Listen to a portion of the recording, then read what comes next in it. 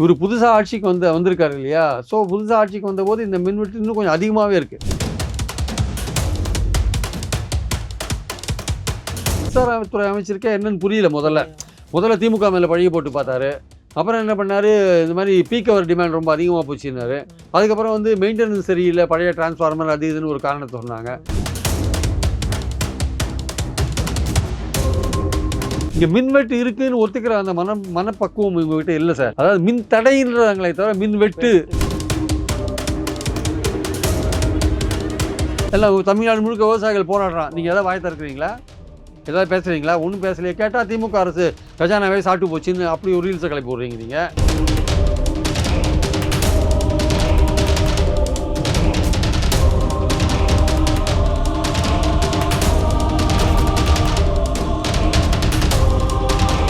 வணக்கம் நேயர்களே, நான் உங்கள் கார்த்திக். நம்முடைய சிறப்பு நேர்காணலில் மூத்த பத்திரிகையாளர் பிரியன் இணைந்திருக்கிறார். அவரிடம் விரிவாக பேசலாம். வணக்கம் சார். சார், இப்போ தமிழ்நாட்டில் சென்னையில குறிப்பா நிறைய மின்வெட்டு புகார்கள் வருது. மக்கள் நேரடியா இறங்கி போராடக்கூடிய சூழல்லாம் வருது. இதுவரைக்கும் இப்படியான ஒரு சுச்சுவேஷன் இருந்ததில்லை.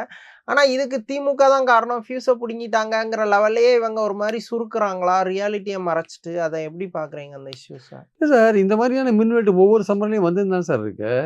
ஒவ்வொரு திமுக ஆட்சி இருக்கும்போது கூட வந்து, ஆனா இந்த அளவுக்கு வரல. இவ்வளோ ஹியூஜா பார்த்து இவ்வளோ அக்யூட்டா வரல. வெளியே வந்து போராடக்கூடிய இவ்வளோ அக்யூட்டா வரல. திமுக ஆட்சியிலையும் சம்மர் சீசன் போது பீக்ல டிமாண்ட் ஏறும் உங்களுக்கு. ஏன்னா வந்து நம்மளுடைய உற்பத்தின்றது, நம்மளுடைய ஸ்டேட் லெவல்ல இருக்கிற உற்பத்தின்றது ஒரு 4000 மெகாவாட் தான். 4000 மெகாவாட் நமக்கு 21,000 மெகாவாட் தேவைன்ற அளவுக்கு வரும்போது நம்ம மத்திய அரசு கிட்டேருந்து மத்திய அரசு தொகுப்புலேருந்து வாங்குறோம். தனிப்பட்ட நபர்கள்ட்ட, தனிப்பட்ட மின் நிலையங்கள்லேருந்து, பிரைவேட் செக்டார்லேருந்து நிறைய வாங்குறோம். விண்ட் எனர்ஜி இந்த மாதிரி விஷயங்கள் எல்லாத்தையும் எடுக்கிறோம். நம்ம எடுத்தால் கூட உங்களுக்கு வந்து ஷார்ட் ஃபால் இருக்க தான் செய்யுது. இது வந்து இந்திய அளவுலேயே இந்த ஷார்ட் ஃபால் இருக்குது. கிட்டத்தட்ட வந்து எல்லா மாநிலங்கள்லையும் இந்த ஷார்ட்டேஜ் இருக்குது. எந்த மாநிலமும் மின்வெட்டுக்கு தப்பலை. ஏன்னா வந்து சமீபத்தில் ஒரு இதில் படித்தேன், 1.4 கெகாவாட் பற்றாக்குறை இருக்குது. இந்தியாவோட தேவைக்கும் உற்பத்திக்குமான இடைவெளின்றது 1.4 கெகாவாட், நாட்டு மெகாவாட்டில் கெகாவாட். அப்படி இருக்கும்பொழுது எல்லா மாநிலங்கள்லையும் இந்த பிரச்சனைகள் இருக்க தான் செய்யுது ஆக்சுவலாக. அதனால இங்கேயும் இருக்குது. ஆனால் இங்கே என்னடான்னா, இவர் புதுசாக ஆட்சிக்கு வந்திருக்காரு இல்லையா? ஸோ புதுசாக ஆட்சிக்கு வந்தபோது இந்த மின்வெட்டு இன்னும் கொஞ்சம் அதிகமாகவே இருக்குது. ஆனால் இவங்க என்ன பண்ணுறாங்க, அக்கௌண்டபிலிட்டி இவங்க எடுத்துக்கணும். அதுக்கு இவங்க என்ன பண்ணுறாங்க, ஏதோ திமுக ஆட்கள் தான் காரணம்னு பழைய ஆட்களே இருக்காங்க. அதாவது மின்சாரத்துறை அமைச்சருக்கே என்னன்னு புரியல. முதல்ல திமுக மேலே பழிய போட்டு பார்த்தாரு. அப்புறம் என்ன பண்ணார், இந்த மாதிரி பீக் அவர் டிமாண்ட் ரொம்ப அதிகமாக போச்சுன்னாரு. அதுக்கப்புறம் வந்து மெயின்டெனன்ஸ் சரியில்லை, பழைய டிரான்ஸ்ஃபார்மர் அது இதுன்னு ஒரு காரணத்தை சொன்னாங்க. அப்புறம் வந்து டிஸ்ட்ரிபியூஷன் வந்து அங்கங்கே கம்மியாச்சு, அப்படி ஏதோ இதில் டிஸ்ட்ரிபியூஷனில் ப்ராப்ளம் இருக்குன்னாங்க, மெயின்டெனன்ஸில் ப்ராப்ளம் இருக்குன்னாங்க, டிஸ்ட்ரிபியூஷனில் ப்ராப்ளம் இருக்காங்க, ஓவர்லோட் ஆகி டிரான்ஸ்ஃபார்மர்லாம் வெடிச்சு போச்சு அப்படின்னாங்க. ஸோ அதிக தேவை ஒரு காரணம்னாங்க. ஸோ வந்து இப்போ அந்த ஓவர்லோட் ஆகுறது, டிஸ்ட்ரிபியூஷன் ப்ராப்ளம்லாம் ஏதாவது ஒரு ஏரியாவில் இருந்தால் பரவாயில்ல. இது அக்ராஸ் தமிழ்நாடு ஃபுல்லாகவே நடக்குது. குறிப்பாக சென்னையில் எல்லா ஏரியாலையும் ரெகுலராகவே நடக்குது. இதுக்கு இவங்க சொல்கிற ரீசன்லாம் வந்து சரி. இந்த ஆட்சி இப்போ தான் வந்திருக்கிறதுனால, இதுவே திமுக ஆட்சியாக இருந்தால் அது மக்கள் வேறு மாதிரி எடுத்துகிட்டு இருப்பாங்க. இந்த ஆட்சி இப்போ தான் வந்திருக்கிறதுனால இவங்க மேலே நேரடியாக குற்றஞ்சாட்டுறதுக்கு வந்து யோசிக்கிறாங்க மக்கள். ஆனால் இவங்க தான் காரணம்ன்றது. ஏன்னா என்னப்பா இப்போதான்ப்பா வந்திருக்காங்கன்ற ஒரு ஆறுதலில் தான் அவங்க தப்பிச்சுட்டு போகிறாங்க. ஆக்சுவலாக ஒரு மாதத்தில் என்னப்பா பண்ணுவாங்க? அது கூட ஓகே, ஒரு மாதத்தில் என்ன பண்ணுவாங்கன்னா, ஆனால் திமுக தான் இதை வந்து திட்டமிட்டு பண்ணுதுங்கிற மாதிரி ஒரு நரேட்டிவ். அது வந்து எஸ்கேபிசம். அது திட்டமிட்டு அவங்க ஏன் சார் பண்ணணும்? இதை போயிட்டு அதான் அப்படி பண்ண முடியும். அவங்க திமுக சப்போஸ் ஆட்சியில் தொடர்ந்து இருந்தால் கூட இந்த மாதிரி ஷார்ட்டேஜ் அவங்க ஃபேஸ் பண்ண தான் செஞ்சுருப்பாங்க. ஆக்சுவலாக பீக் அவர் டிமாண்ட்லேருந்து 21,000 மெகாவாட் வாங்குறது சாதாரண விஷயம் கிடையாது. தமிழ்நாட்டில் உற்பத்தி இல்லாத போது தமிழ்நாடு வந்து செல்ஃப் சஃபிஷியண்ட்டாக இல்லை சார். ஷார்ட் டேர்ம்லேயும் லாங் டேர்ம்லேயும் மின்சாரத்தை விலைக்கு வாங்குறாங்க. அதில் பல டெண்டர்லாம் இவங்க ரத்து பண்ணிட்டதா கேள்விப்பட்டேன். அது உண்மையான்னு தெரியாது எக்ஸாக்டாக. சில டெண்டர்கள்லாம் அவங்க ரத்து பண்ணிட்டாங்க அப்படின்ற மாதிரி. அது மின்சாரம் வாங்குற டெண்டர் ரத்து பண்ணாங்களா இல்லையான்னு தெரியாது. அங்கே முக்கியமான அதிகாரி ராதாகிருஷ்ணன் இருக்கார். அவர் ஐஏஎஸ், அவர் தான் எலக்ட்ரிசிட்டி போர்டு சேர்மனாக இருக்கார். அவர் நல்ல திறமை வாய்ந்த ஒரு அதிகாரி தான். அவர் எந்த இடத்துல அவர் ஃபெயில் ஆகிறாருன்னு தெரியல. அவரோட நிர்வாகம் நல்லா இருக்கும் தான் எல்லாரும் எதிர்பார்த்தாங்க. அவர் தான் ரொம்ப 2-3 வருஷமா இருக்காருன்னு நினைக்கிறேன். அதனால அப்படி இருக்கும்போது அவர் நல்லா நிர்வகிக்கிறவர். அவர் ஏன் வந்து இந்த மாதிரி பிரச்சனைகள்லாம் இங்கே வருது அப்படின்றது முக்கியமான விஷயம். அப்போ தாவேகா மந்திரிகள் சொல்ற மாதிரி அவங்க இன்னும் அந்த சுச்சுவேஷனும் அந்த சரியாகவே ரீட் பண்ணல, சரியா அசர்டைன் சரியா வந்து கிரகிக்கவே இல்லை. சுச்சுவேஷனை சரியா உள்வாங்காமையே அவங்க வந்து ஏதோ ஒன்று பேசணும்னு பேசிட்டு இருக்காங்க. ஆனால் பிரச்சனை என்னன்னா வந்து இங்கே உற்பத்தி இல்லை, நம்ம விலைக்கு வாங்குறோன்றதான் அடிப்படையான விஷயம். எஸ், இங்கே மின்வெட்டு இருக்குன்னு ஒத்துக்கிற அந்த மனப்பக்குவம் இவங்ககிட்ட இல்லை சார். அதாவது மின் தடைன்றாங்களே தவிர மின்வெட்டு அப்படின்ற விஷயம் இருக்குல்ல, அந்த இடத்துல எஸ் பவர் இல்லைங்க, தேவைக்கேற்ற உற்பத்தி இங்கே இல்லைங்க. அதனால நாங்க வந்து ரொட்டேஷன்ல கட் பண்ணி விட்டுன்னு இருக்கோங்கன்னு சொல்ற மனோபாவம் இங்க இந்த ஆட்சியாளர்கிட்ட இல்ல. அது வந்து அவங்களுக்கு ஒரு இதுன்னு நினைக்கிறாங்க. ஐயோ! நம்ம ஆட்சியில மின்வெட்டு அப்படின்னா வந்து மக்கள் மத்தியில தவறா போகும். நம்மள பத்தி ரொம்ப இதா நினைப்பாங்கன்னு. ஓப்பனா அவங்க சொல்றதுக்கு விரும்பல.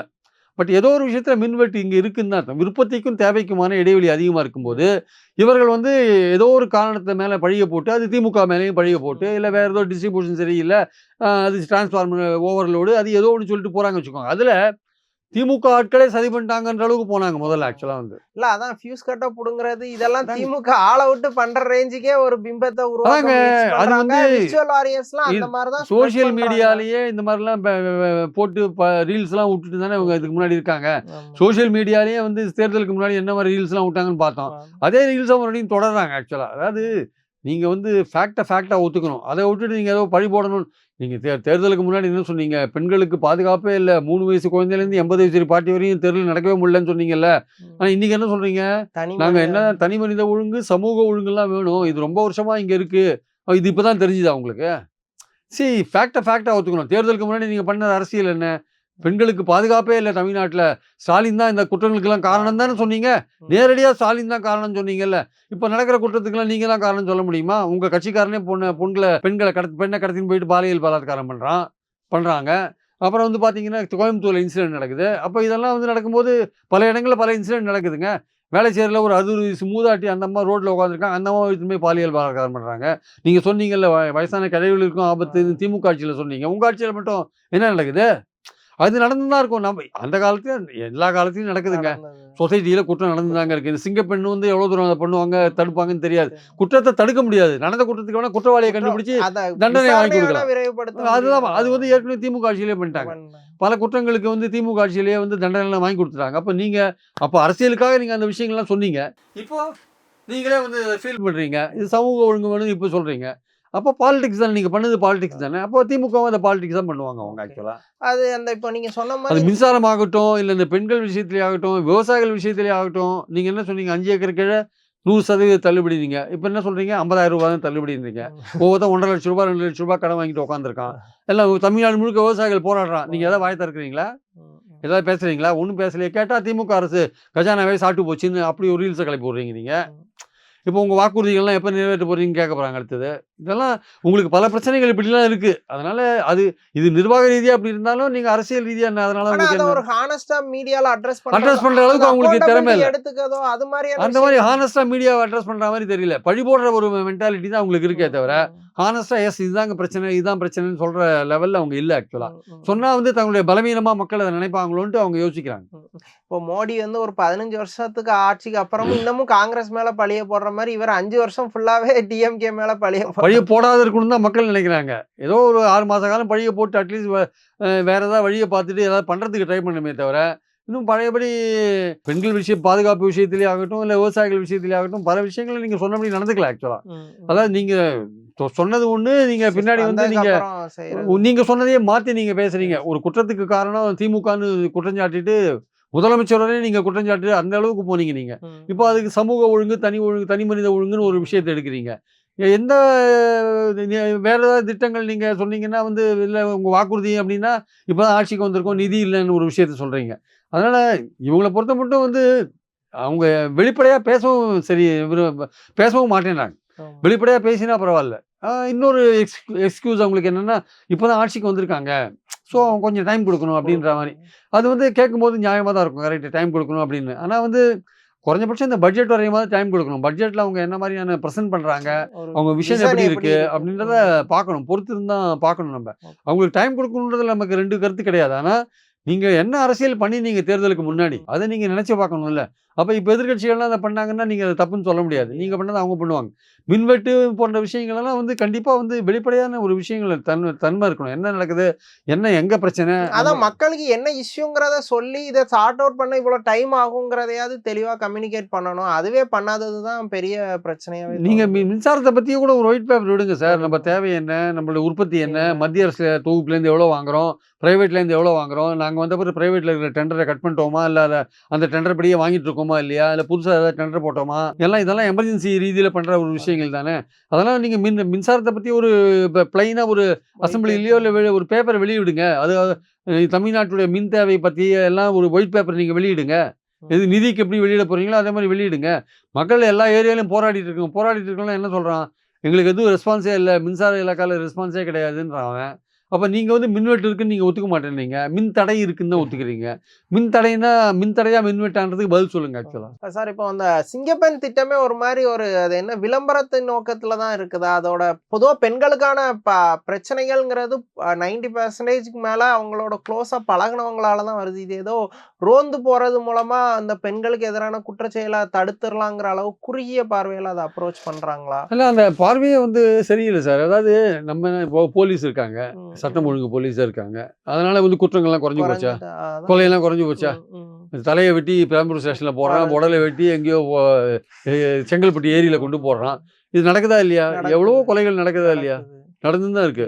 அது போலீஸ் இருக்குன்றதுலாம் நடக்காத இருக்கா? ஸோ போலீஸ் என்ன பண்ணுது, குற்றம் நடந்த பிறகு குற்றவாளிகளை கண்டுபிடிச்சு கோர்ட்டில் போயிட்டு தண்டனை வாங்கி கொடுக்குது. அதுதான் மேக்ஸிமம் பண்ணக்கூடிய விஷயம். ஆனால் அந்த தண்டனை வாங்கி கொடுக்குறது விரைவாகவும் ரொம்ப கடுமையான தண்டனை வாங்கி கொடுத்தா குற்றம் செய்கிறவங்களுக்கு ஒரு பயம் வரும் அப்படின்றது தான் அடிப்படையான ஒரு விஷயம். ஆனால் இங்கே அதே தான், சிங்கப்பெண் விஷயத்துலேயும் அதுதான். இப்போ சிங்கப்பெண் மட்டும் தமிழ்நாட்டில் 8 கோடி மக்கள் இருக்காங்க. தமிழ்நாடு முழுக்க எந்த இடத்துல எந்த கிராமத்தில் என்ன பிரச்சனை நடக்குன்னு உங்களால் கண்டுபிடிக்க முடியாது, தடுக்க முடியுமா? முடியாது.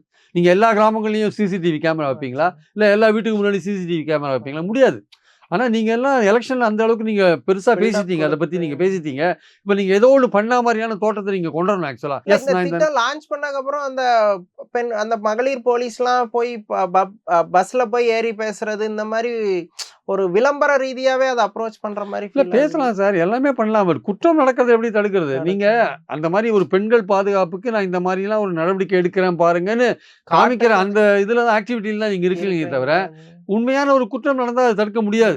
ஏன்னா அது வந்து உங்க பள்ளியிலையும் கல்லூரியிலையும் அந்த மாதிரி நடக்குது, ஒன்றும் முடியாது சார். பெண்களுக்கு பிரச்சனைகள் எங்க வரும் சார்? ஒண்ணு அவங்க வீட்டை சுத்தி இருக்கிற அந்த இடத்துல இருந்து வரும், இல்ல எஜுகேஷன் இன்ஸ்டிடியூஷன் அங்க படிக்கிற இடத்துல அவங்க சுத்தி இருக்கிற இடத்துல இருந்து வரும், இல்ல வேலை செய்யற இடத்துல அங்க சுத்தி இருக்கிற இடத்துல இருந்து வரும், இல்ல ரோட்ல போகும்போது சமூக விரோதிகள்னால குடிச்சிட்டு இருக்கிறவனால வரும். இது இந்த இடங்கள்லாம் வருது. இங்கெல்லாம் வந்து எப்போ வருதுன்னு சொல்ல முடியாது. அப்போ சிங்கப்பெண் படை என்ன பண்ணும்? சிங்கப்பெண் படை வந்து ரோட்ல ரோந்தெல்லாம் போகலாம். நீங்க இப்போ ரோந்து போற இடத்துல அது நடக்காது, வேற ஒரு இடத்துல நடக்கும். நம்ம நடக்கணுன்றது நம்ம விஷயம் இல்லை, நம்ம நடக்க கூடாதுன்றது நம்ம இது நடக்கக்கூடாது. அவர் விஜய்க்கு தெரிகிற சமூக ஒழுங்கு, தனி மனித ஒழுங்கெல்லாம் இது எப்போதுமே தேவையா இருக்கிற ஒரு விஷயம். அது அப்பவும் தேவையா இருக்கு. திமுக ஆட்சியிலையும் அதை பத்தி அவர் சொல்லலை. ஆனா அதுவும் அப்பவும் வந்து திமுக சொல்லியிருந்தா அப்ப என்ன சொல்லியிருப்பார்? உங்களால முடியல, நீங்க இது மாதிரி தப்பிக்கிறீங்க, இது மாதிரி சொல்லி தப்பிக்கிறீங்க, உங்களால தடுக்க முடியல அப்படின்னு சொல்லியிருப்பாங்க. இப்ப திமுக அதே தான் சொல்லுவாங்க, உங்களால தடுக்க முடியல, நீங்க தனி மனித ஒழுங்கு சமூக ஒழுங்குன்னு சொல்றீங்கன்னு சொல்லுவாங்க. அதனால சிங்கப்பெண் போட்டது வந்து நல்ல முயற்சியா இருக்கலாம்.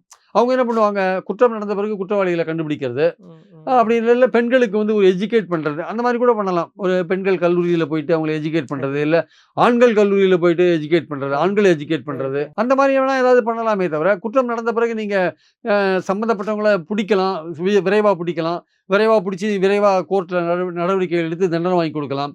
இதெல்லாம் வந்து இந்த சிங்கப்பெண் அப்படின்றது ஏற்கனவே இங்கே ஆலிமன் போலீஸ் ஸ்டேஷன் இருக்குது, பெண்கள் காவல் நிலையம்லாம் இங்கே இருக்குது. ஆக்சுவலாக அவங்க வந்து டொமஸ்டிக் வயலன்ஸ் கேஸ்லாம் பார்த்துட்டு இருக்காங்க, வரதட்சணை கேஸ், நிறைய கேஸ்லாம் அவங்க பார்த்துட்டு இருக்காங்க. பெண்களுக்கு எதிரான குற்றங்கள் எல்லாமே அங்கே பார்த்துட்டு இருக்காங்க. இதுவும் பெண்களுக்கு செக்ஷுவல் வயலன்ஸும் அந்த மாதிரி பெண்களுக்கு எதிரான குற்றத்தில் தான் வருது.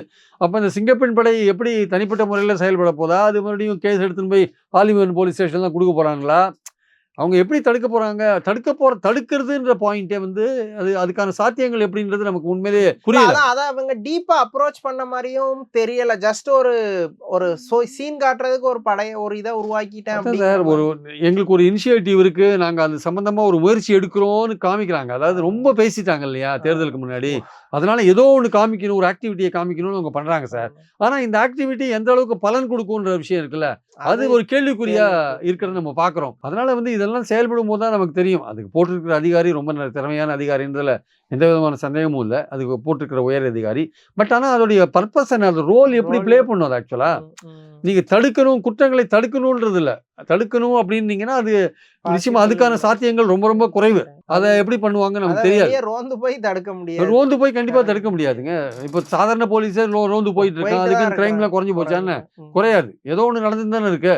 ஆனால் பாயிண்ட் என்னன்னா வந்து சிங்கப்பெண்ன்றது வந்து அவங்களுடைய நோக்கத்தை தெளிவுபடுத்துது. அதாவது நாங்கள் பெண்கள் பாதுகாப்பில் நாங்கள் இப்படிலாம் ஒரு ஒரு நடவடிக்கை எடுக்கிறோம் அப்படின்ற மாதிரியான ஒரு விஷயத்த சொல்கிற விஷயமா இருக்கே தவிர, அது வந்து உண்மையிலேயே வந்து குற்றங்களை தடுக்குமான்றது அது பொறுத்து இருந்தா பார்க்கணும். அவங்க முயற்சி வெற்றி பெறுமான்னு பொறுத்து இருந்தா பார்க்கணும். அவர் இன்னுமே ஒரு ஸ்டிஃபான ஒரு பர்சனா தான் இருக்கிறாரா? யாரையுமே அகாமடேட்டிவா இல்லாம ஒரு ரஃபா தான் பிஹேவ் அப்படிதான் இருக்காரு. அவரை பார்த்தா அப்படிதான் தெரியுது. அவரு விலகி போனவங்கள சேர்க்கிறதோ இல்ல யார் போனாலும் பரவாயில்லன்றாரு அவரு.